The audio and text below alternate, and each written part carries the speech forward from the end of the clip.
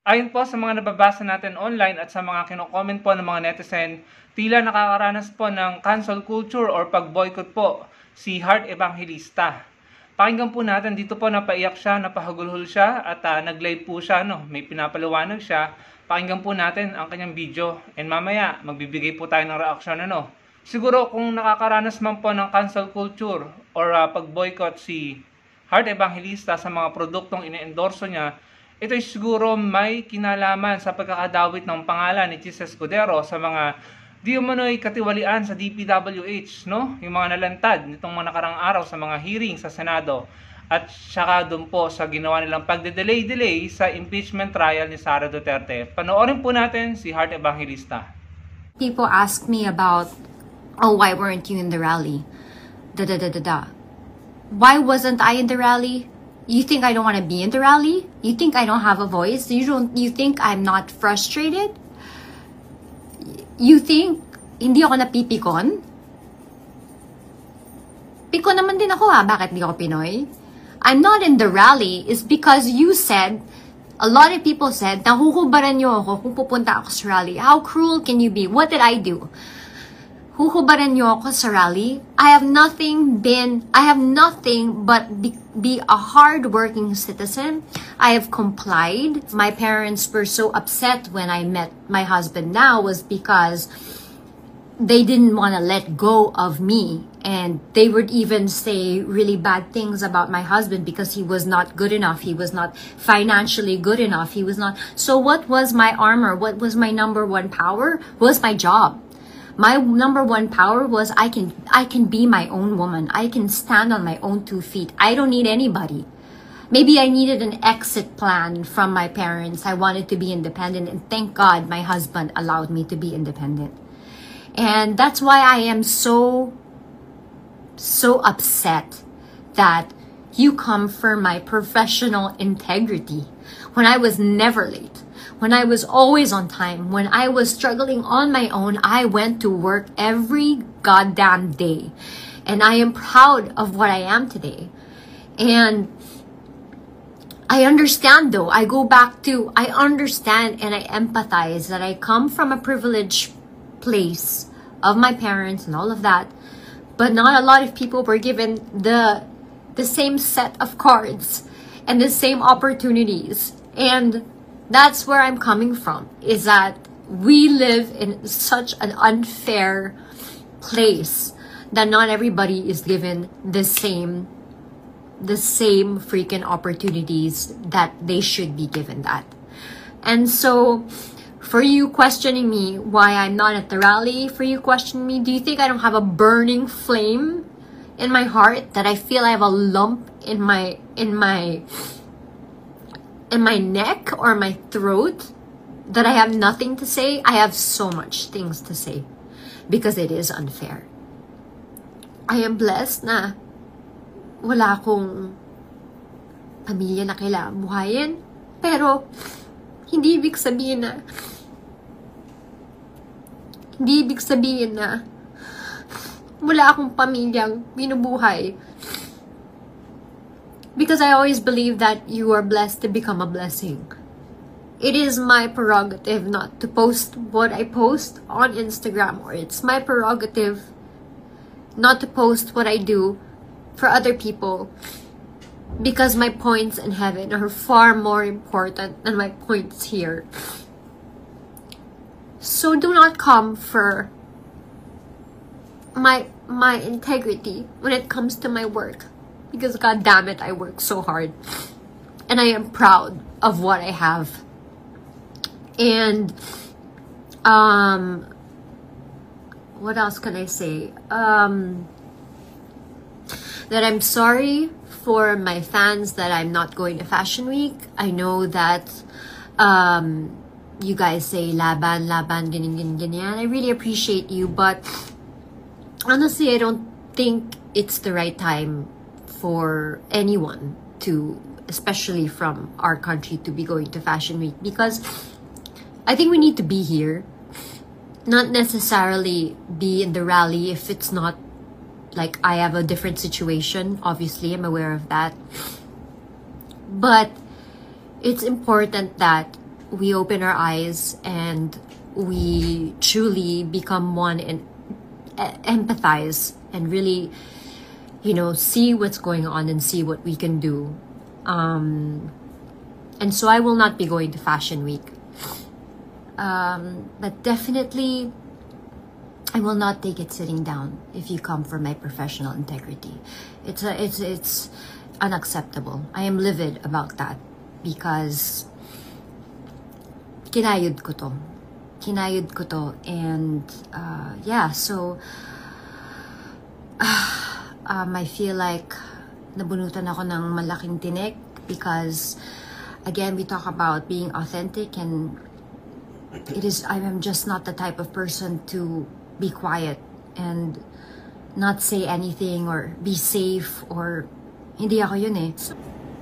When you start coming for my professional integrity, I cannot. Like, I crumble into pieces because we all have dreams, I have been working since I was 13 years old. That's 27 years of working non-stop. Ayun mga kababayan, narinig niyo po yung paliwanag ni Heart Evangelista. Ngayon pa lang po ay humihingi na ako ng sorry or kapatawaran kung hindi niyo po magugustuhan ang sasabihin ko. Pero sana po irespeto niyo ang aking opinyon at desisyon. Ako po ay naniniwala sa Heart Evangelista ay mayaman, sa mula pagkabata nagtatrabaho na yan, at galing naman siya sa mayamang pamilya. Naniniwala ako na pinaghirapan po niya yung kanyang pera. Pero mga kababayan, ako po ay bilang Pilipino nasaktan sa ginawang pagdidelay nila Chis Escudero sa impeachment trial ni Sara Duterte. At hanggang ngayon nangangapa tayo, hindi natin alam ang katotohanan sa 7 articles, if I'm not mistaken 7 articles of impeachment ni Sara Duterte. Hindi natin nalaman ng totoo. Pinagkaitan tayong malaman ng totoo. Ang tanong sa isipan natin, paano kung may katiwalian talaga? Paano kung may pera talaga ng mga Pilipino na ninakaw, binulsa? Hindi po natin nalaman yun. Dahil dinelay na nila ng dinelay hanggang sa na-archive eventually. At tayong mga Pilipino nabigong malaman ng totoo. At ako po bilang Pilipino, nasaktan po ako ng sobra doon. At kapag hindi po natin nalaman ng totoo niyan, pare-pareho po tayong mawala sa Pilipinas sa mundo nang hindi po natin nalaman kung ninakaw ba ang pera ng taong bayan. Sa kabila ng ang daming naghihirap ng mga Pilipino, nagsasuffer sa baha, nahihirapan, tapos merong issue ng korupsyon pero hindi sa atin pinapaalam ang totoo. So nasaktan po ako bilang Pilipino. Pagkatapos ng ginawang pagdidelay nila Chis Escudero sa impeachment trial ni Sara Duterte na hindi natin nalaman ang totoo, nasaktan tayo doon. Mamukat-mukat mo, malalaman mo na silang mga nanguna at naging reason kung bakit na-delay at hindi natuloy ang impeachment trial ni Sara Duterte na hindi natin nalaman ng totoo, na silang mga senador na bida-bida para pagkaitan ang mga Pilipino na malaman ng katotohanan, ay sila ding mga senador na nadadawit sa mga di umunoy katiwalian sa DPWH. Sinaktan na naman po tayo. Sinaktan na nga tayo nung pinagkaitan nila tayo na malaman ng totoo patungkol sa impeachment trial ni Sara Duterte.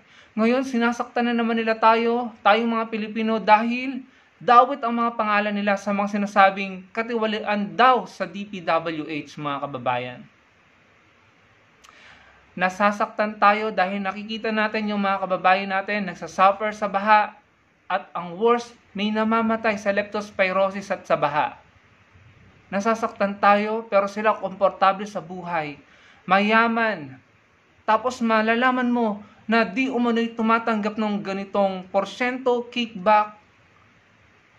Kaya pasensya na mga kababayan kung sumula sa araw na ito, hindi ko po tatangkilikin lahat ng endorsement ni Heart Evangelista. Lahat ng produktong i-endorso niya, content niya, proyekto niya, mapa-movie yan or teleserye or kung anumang show sa telebisyon or sa social media, at lahat ng produktong i-endorso niya, kahit anong uri ng produkto yan, maliban sa Meralco, dahil syempre hindi naman po natin pwedeng i-boycott yun. Lahat ng produktong i-endorso ni Heart Evangelista, hindi ko na po tatangkilikin. Pasensya na, pero yung po ang desisyon ko, At sana po irespeto niyo ang desisyon ko dahil yung desisyon na yun ay nagawa ko dahil nasaktan po ako sa ginawa nila Chis Escudero sa ating mga Pilipino. Yung pinagkaitan tayo na malaman ng totoo patungkol sa impeachment trial ni Sara Duterte, hindi natin nalaman kung may katiwalian o ninakaw ang pera natin. At yung pagkakadawit ng pangalan niya sa mga katiwalian di umano sa DPWH. Walang kahit anong sorry, public apology, or remedy or solusyon na makakapagpabago ng desisyon ko. Sinaktan nyo na kaming mga Pilipino dahil pinagkaitan nyo kaming malaman ng totoo patungkol sa impeachment trial ni Sara Duterte, tapos dawit pa ang mga pangalan nyo sa mga di umano'y katiwalian sa pondo ng flood control habang yung mga Pilipino nagsasuffer sa pagkukommute dahil baha, namamatay sa leptospirosis, hindi makatulog, gising dahil baha sa loob ng bahay. Amoy malansa ang bahay dahil laging baha. Hirap na hirap. Nagugutom, hindi makapagtrabaho. Samantalang kayo na dapat na inuunang interes ng mga Pilipino na malaman namin ng katotohanan patungkol sa di umano'y makatiwalian sa pag-handle ni Sara Duterte ng confidential fund niya. Pero kayo ang naging reason kung bakit hindi namin nalaman ng totoo. Tapos malalaman namin, dawit din ang mga pangalan nyo sa mga di umano'y katiwalian sa DPWH at pondo ng flood control. So anong gusto nyong gawin? Tangkilikin pa rin namin kayo? Suportahan pa rin namin ang mga asawa at mga anak nyo na nagpo-promote ng mga produkto? Lalo-lalo na yung mga influencer na nag-promote at sumuporta at nangampanya, nag-endorse ng mga tiwaling politiko. Hindi na dapat tinatangkilik yan dahil sila ang nagpapahamak sa Pilipinas. Sila ay may malaking partisipasyon kung bakit may mga Pilipinong naghihirap at nasasaktan at namamatay, mga kababayan. Hindi lamang po ito paghihirap Namamatay po ang mga tao, ang mga Pilipino dahil sa korupsyon. Namamatay po tayo. Habang sila ay komportable kapag may bagyo, masarap ang buhay, masarap ang kinakain, nakakapagpagamot sa mamahaling hospital, nakakapunta sa ibang bansa para maranasan ang sarap at kaginhawaan ng buhay gamit ang pondo na sinasabing di umano'y ninakaw nila sa taong bayan. Kaya kahit anong mangyari dyan sa flood control issue na yan, at sa impeachment trial ni Sara Duterte, hindi ko natatangkilikin kahit anong ine-endorso ni Heart Evangelista at kahit anong proyekto, content, or show ang ipopromote niya or gagawin niya. Never. Hindi ko gagastosin ang pera ko, hindi ko gagamitin ng kakaunti kong pera, kakapiranggut kong pera para makadagdag sa yaman nila. Again, I have nothing against Heart Evangelista pagdating sa integrity niya sa paggamit ng pera na pinaghirapan niya. Naniniwala ako na may sarili siyang yaman, may sarili siyang pera, may sarili siyang pinaghirapang kayamanan. Bata pa siya, nagtatrabaho na at mayaman ang pamilyang pinanggalingan niya. Pero pasensya na, Heart Evangelista, damay ka dito dahil sinaktan ako bilang Pilipino ng asawa mo. Kaya mga kababayan, kung hindi po kayo sumasang-ayon sa mga sinabi ko, pasensya na. Pero choice ko po yon, decision ko po yon, at yun lang nakikita kong paraan para mabalikan sila or magantihan sila sa ginawa nilang pananakit sa ating mga Pilipino. Dahil pinagkait nila sa atin na malaman ng totoo patungkol sa impeachment trial ni Sara Duterte, tapos malalaman natin, dawit pa ang mga pangalan nila sa mga di umano'y katiwalian sa DPWH. Yun lamang po, pasensya na po kung hindi kayo sumang-ayon, pero hindi po ito against sa mga Pilipino. Against po ito sa mga tao at politiko na nananakit sa mga Pilipino. Hindi po ito against sa inyo. Kung hindi man po kayo sumasang-ayon, naunawaan ko at irarespeto ko. Pero sana irespeto niyo rin po ang desisyon ko. Maraming pong salamat sa panonood.